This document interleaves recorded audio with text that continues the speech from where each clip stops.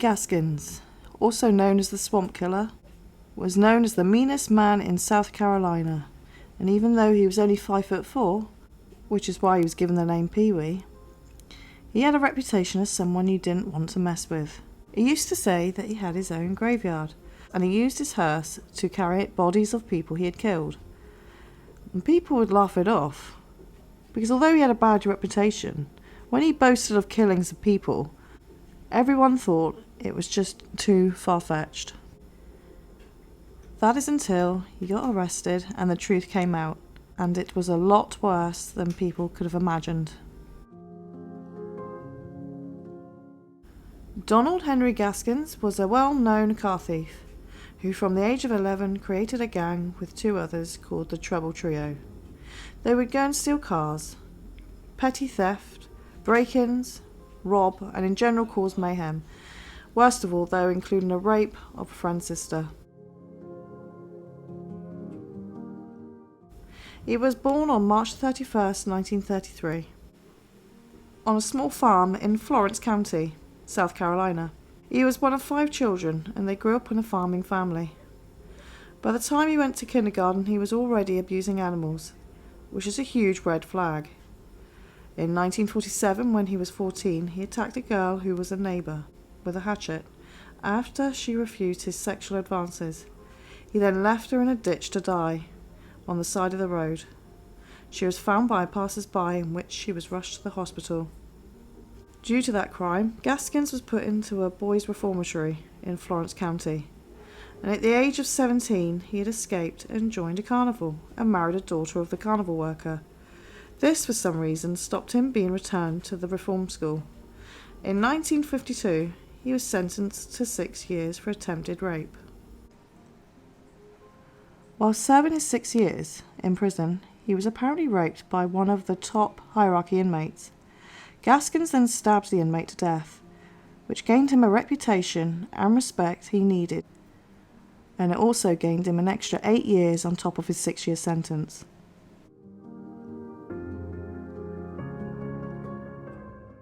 And then he was paroled in 1961 after he raped a 13-year-old girl, and when he was arrested, he escaped from the county courthouse, stole a car, and eventually was found and arrested only in a matter of days. He served a sentence of 7 years, in which after that he was paroled.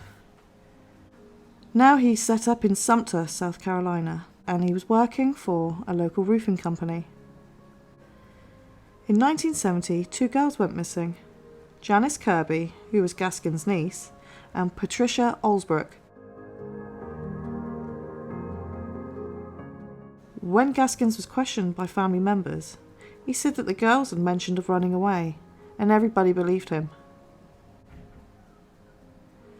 1971, Gaskins was questioned over a high-profile kidnapping and murder of a state legislator's daughter, James Cutno. His daughter, Peggy, who was 13 years old, had been abducted. Pee-wee was questioned along with 1,500 other suspects and released as he had an alibi by the roofing company he was working for. However, Peggy was seen by witnesses to have walked by where Gaskins was repairing a roof. Pee-wee then started his own small car theft ring, stealing cars from Charleston and bringing them back to his property in Sumter. Although Pee-wee was known for this, people in general, including police, just thought he was a small-time criminal who wanted to impress people, and therefore he wasn't taken that seriously. It's like he flew below police radar. Mid-70s, Pee-wee had 2 children and had been married a few times, and lived in different places between North Charleston and Sumter. By this time, he was well known to drive a hearse. He worked for a well drilling company. There were always rumours about not crossing him, but when people started to go missing, nobody made a connection with the missing people and Pee-wee, even though he would be the one to boast about having his own graveyard. This would change in 1975. A teacher reported a 13-year-old student missing, who just so happened to be Pee-wee's daughter's friend from school. Kim Gaskins was behind in her school years, so was held back in 5th grade, and she had lost her mother. Her sister said that she went with Pee-wee and his wife and daughter on a trip and failed to return. The police got a search warrant and went to Pee-wee's trailer in Williamsburg County. They found clothing belonging to Kim Gaskins, but Pee-wee and his wife at the time were not there.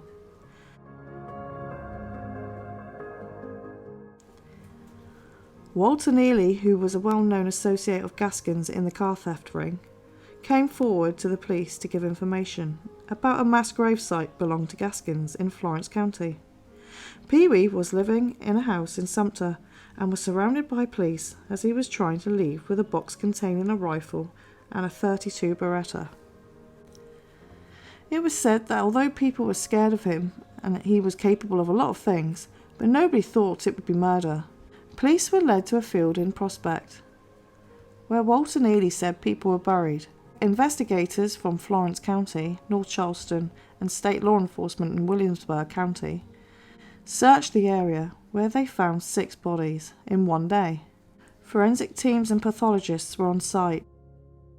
Looking at missing reports, they were able to identify Johnny Knight and Dennis Bellamy, and who were half-brothers and had been stealing cars for Pee-wee, and were last seen with him.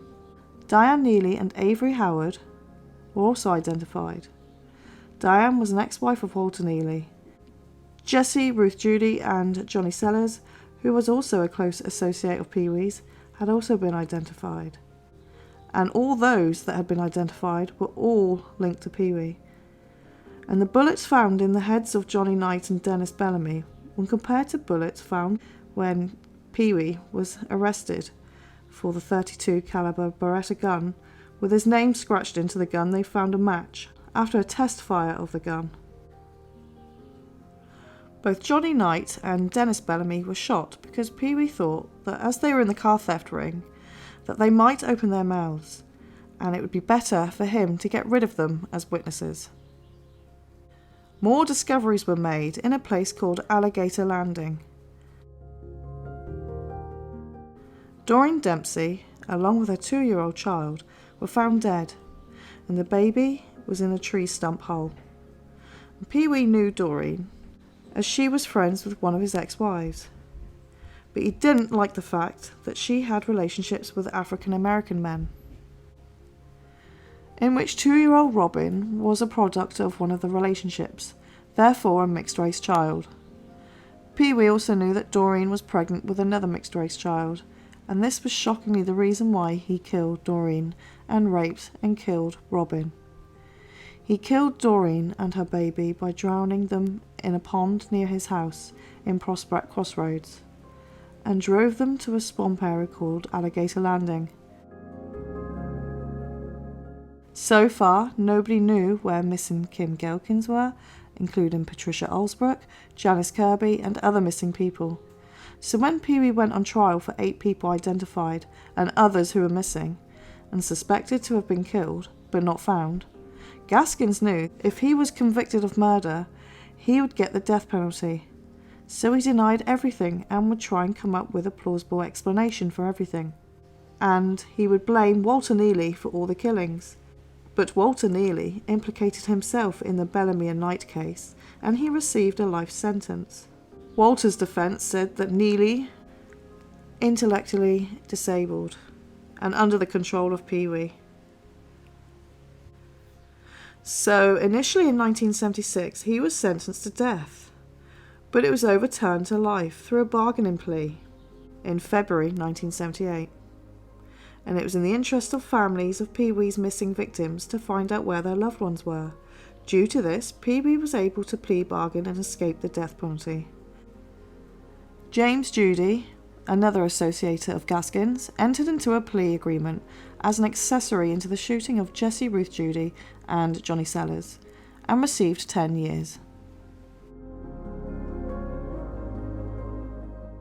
Through Pee-wee's attorney, police got information about some cement slabs.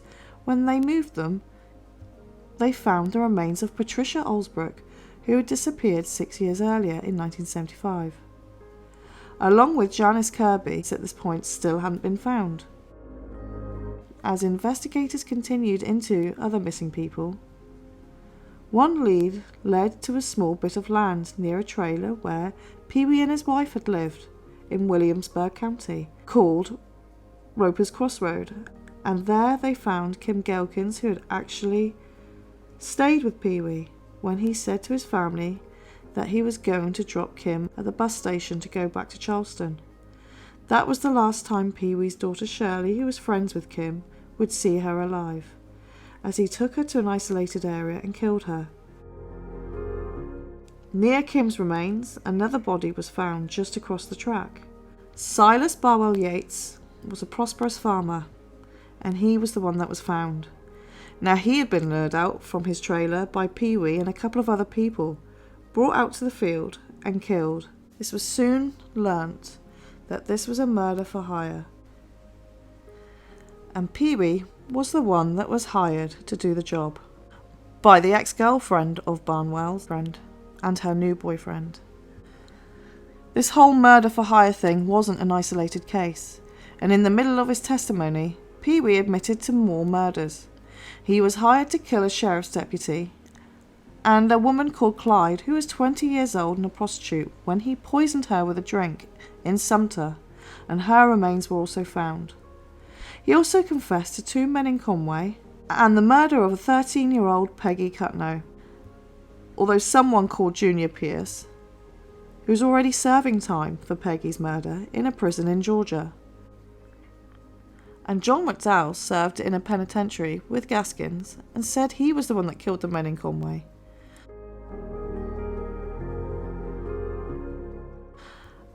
Other victims' remains were found in a creek after more information came through. This turned out to be Gaskins' niece, Janice Kirby, who was only 13, and people assumed for years she had run away. Gaskins received multiple life sentences, and in 1982 Gaskins struck again, and this time it would take place at Central Correctional Institution Prison in Columbia, South Carolina, where he was serving 10 life sentences. This time it would be a convicted killer, Rudolph Tyner, who was robbing a bar and killed an elderly couple whose son, Tony Simo, wanted revenge and contacted someone who had connections to Pee-wee. They initially thought to poison, but it only made Rudolph Tyner sick. Then Pee-wee had an idea. His idea was rigging up a radio speaker with C4 explosives. In order to make this happen, Pee-wee made friends with Tyner, and Pee-wee suggested communicating through some sort of intercom, feeding the wire through the cell vents. As Tyner put the speaker to his ear, Pee-wee then plugged his end in, and the whole thing exploded, blowing Tyner into pieces. Pee-wee then quickly dragged the wire through the cell vents and into his.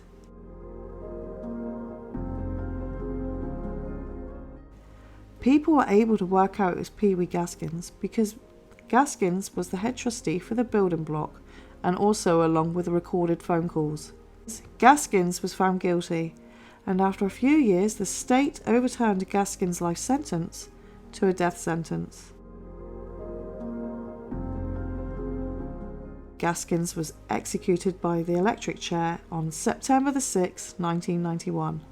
With many people outside, including victims' families, waiting for the news of Pee-wee's death. For the families, this was something they had wanted to happen since the conviction was overturned in 1978.